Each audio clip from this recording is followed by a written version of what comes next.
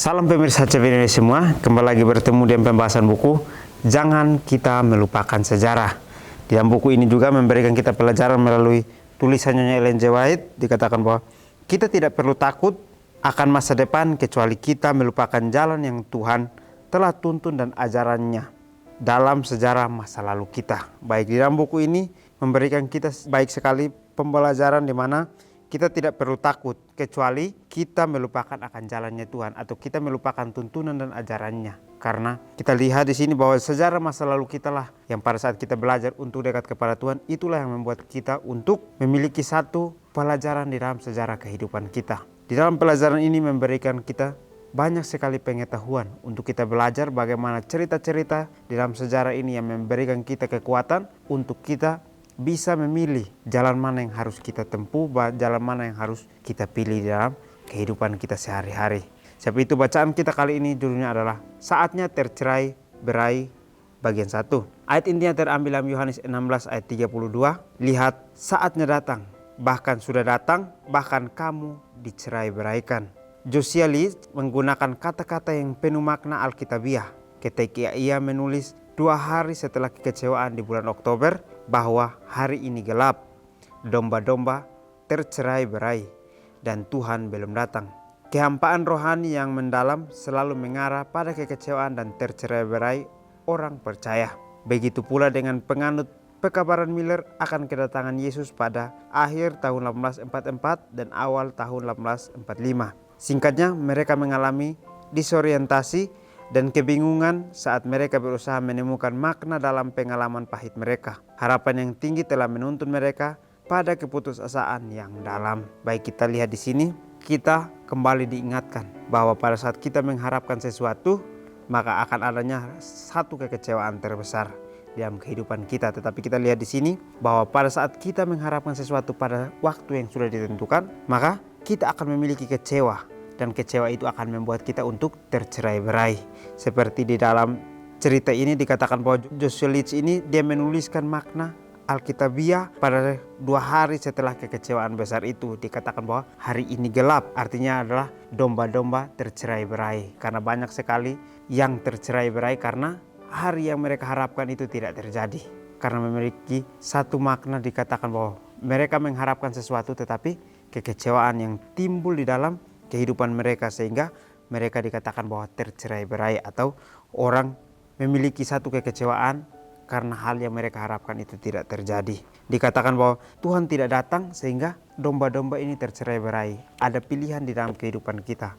Pada saat kita mengalami kecewa, ada hal di mana kita memilih untuk terus kembali kepada yang jahat, tetapi ada hal di mana kita harus bisa berusaha bahwa jika ini terus-menerus akan terjadi seperti ini, saya harus bisa belajar untuk menjadi yang lebih baik lagi. Dikatakan di sini bahwa kehampaan rohani yang mendalam selalu mengarah pada kekecewaan dan tercerai berai orang percaya. Kita terlalu percaya kepada diri kita sehingga kita mengatakan bahwa kita dalam kepercayaan rohani, sehingga kita merasa bahwa hidup kita akan bisa memutuskan segala sesuatu dengan benar. Tetapi kita lihat di sini bahwa pada saat kita memiliki kehampaan rohani, maka itu akan mengarah kepada kekecewaan. Pada saat kita mengandalkan diri kita, maka kita akan memiliki kekecewaan besar di dalam kehidupan kita sehari-hari. Jadi marilah kita bergantung kepada Tuhan, memilih apa yang sesuai dengan ajaran dan tuntunan Tuhan.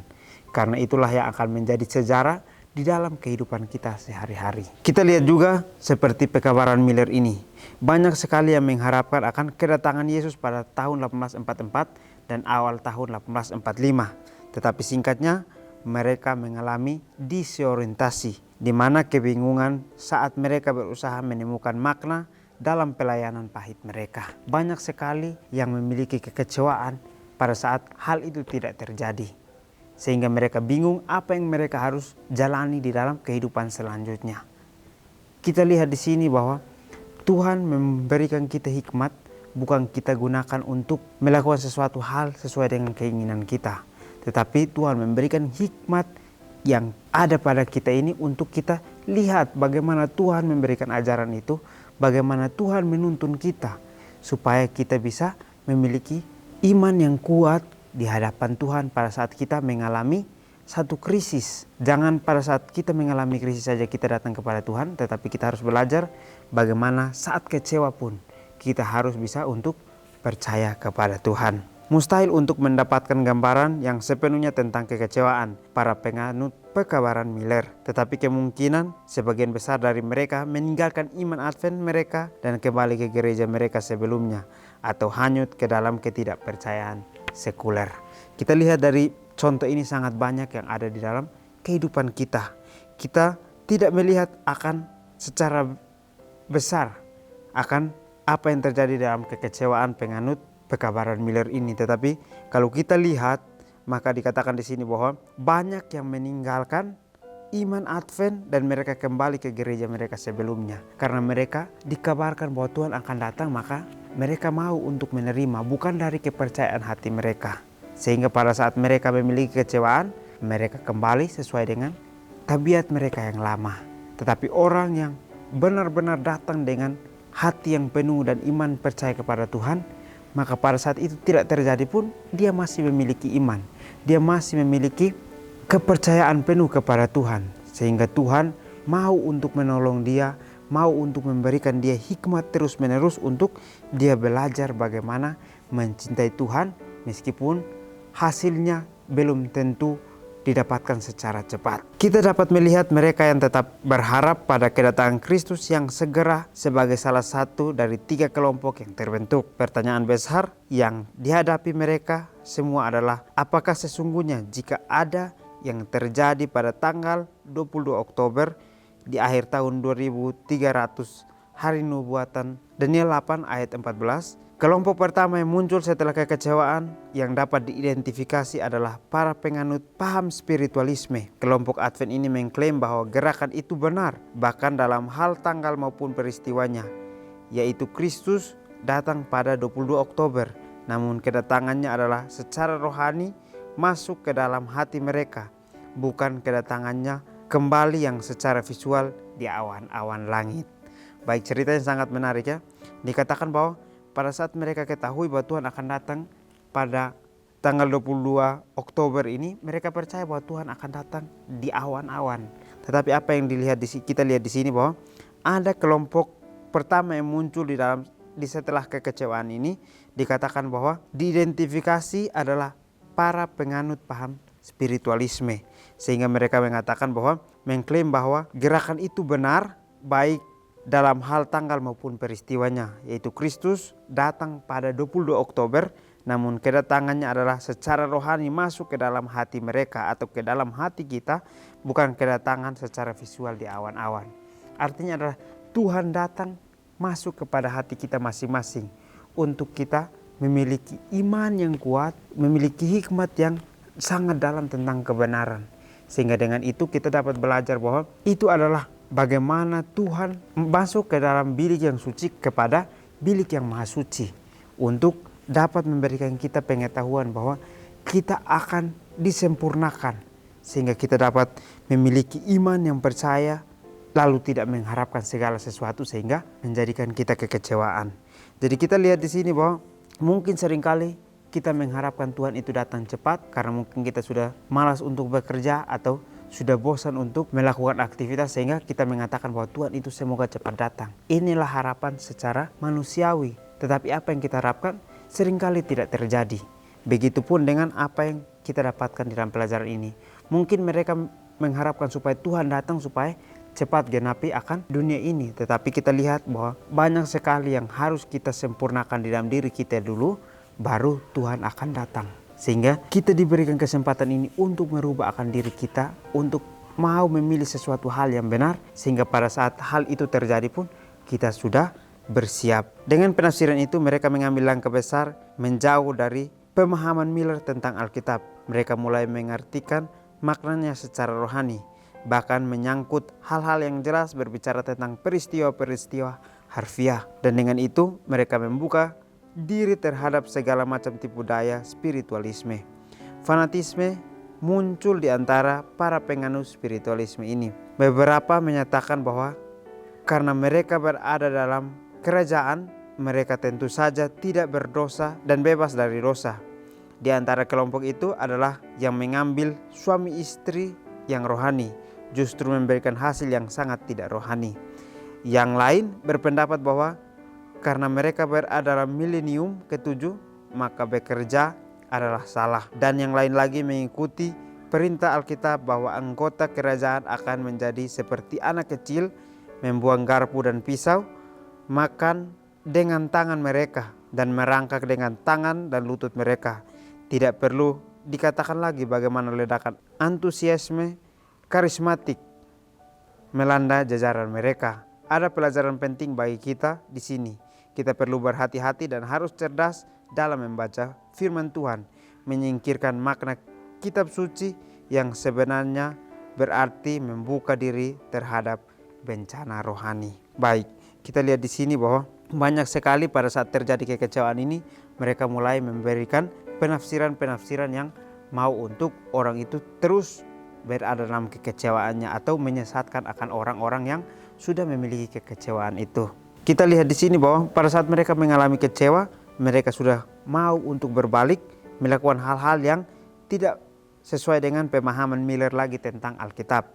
Mereka merubah itu untuk menjadikan makna rohani secara diri mereka sendiri. Sehingga mereka menjelaskan hal-hal yang berbicara tentang peristiwa-peristiwa harfiah untuk meyakinkan akan orang-orang yang sedang kecewa ini. Sehingga pada saat kita mendengarkan itu, maka kita akan membuka diri kita kepada segala macam tipu daya spiritualisme untuk merubah kehidupan kita yang selama ini kita katakan percaya kepada Tuhan, membuat kita untuk kita berubah tidak percaya kepada Tuhan atau kita bergantung lagi kepada diri kita sendiri. Dan dikatakan di sini bahwa pada saat kita sudah masuk kepada tipu daya spiritualisme ini, maka kita akan memiliki fanatisme yang sangat keras sehingga munculnya di dalam diri kita karena pengaruh penganut spiritualisme ini. Jadi kita lihat di sini bahwa kita percaya bahwa kita adalah orang-orang yang sudah beradam kerajaan dan tentu saja tidak berdosa dan bebas dari dosa. Itulah yang kita seringkali kita pahami dalam diri kita sendiri. Kita sebagai orang Advent, kita katakan bahwa kita adalah orang yang sudah benar, sehingga kita melihat orang itu adalah hal yang salah. Tetapi kita tidak belajar untuk bagaimana kita lihat orang itu menjadi contoh untuk kita bisa berubah juga di dalam kehidupan kita.